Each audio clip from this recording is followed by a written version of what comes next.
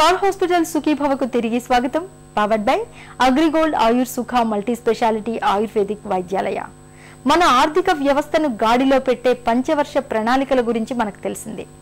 అలాగే గుప్పెడంత గుండెను భద్రంగా ఉంచుకునేందుకు కొన్ని పంచసూత్రాలు ఉన్నాయని చెబుతారు డాక్టర్లు. ఆ 5 సూత్రాల గురించి ఇప్పుడు తెలుసుకుందాం.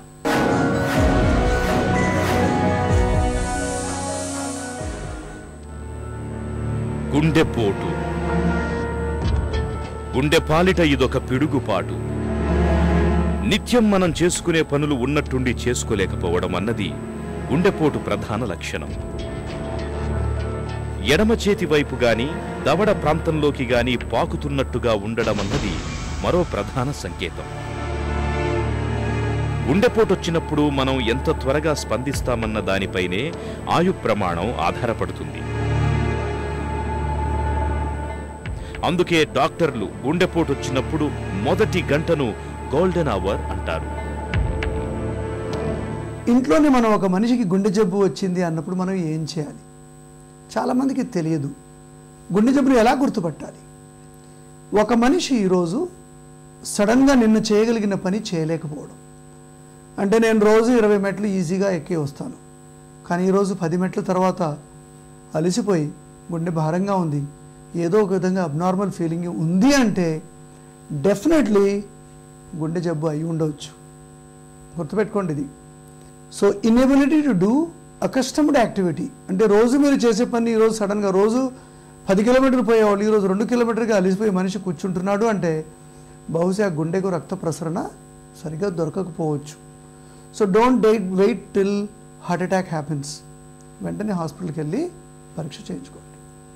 రెండవది, ఒక మనిషి సడన్గా ఊపిరి పీల్చుకోలేకపోవడము, గుండె చాలా గంభీరంగా చాకుతో పొడిచినట్లుగా నొప్పి రావడము, నొప్పి దవడ వైపుకు పాకడము, లేదా ఎడమ చేతికి పూర్తిగా పోవడము, కొన్నిసార్లు చెమటతో కూడి ఉండడము, కొన్నిసార్లు చెమట లేకుండా కూడా ఉండవచ్చు.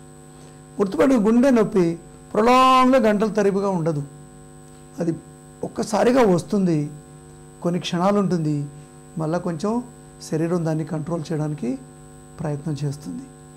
అంటే it's very very sudden and very very short acting. ప్రతి మనిషికి గుండె జబ్బు వేరే వేరే విధంగా కూడా ఉండవచ్చు.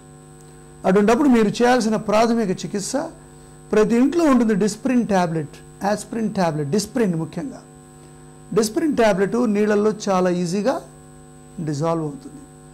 అది అసిడిటో లేదా గ్యాస్ వల్ల వచ్చిందో దాన్ని పక్కన పెట్టేసి ఒక గ్లాసు నీళ్ళలో వెంటనే ఒక డిస్ప్రిన్ ట్యాబ్లెట్ని కరగదీయండి.